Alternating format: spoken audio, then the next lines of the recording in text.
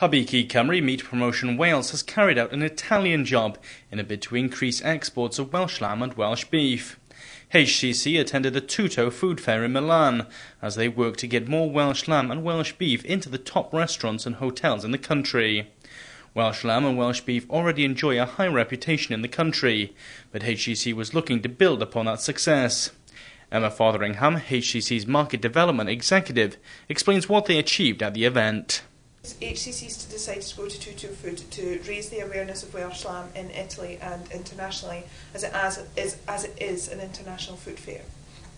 The Italian market is very important to Welsh lamb, as a lot of the mountain lambs that go out to Italy for export, they prefer the lighter lambs.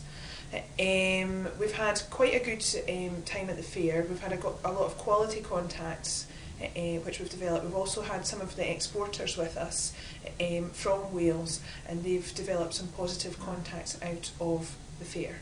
The next stage of HCC's efforts to increase global exports and recognition of Welsh lamb and Welsh beef will take place in Germany in the autumn.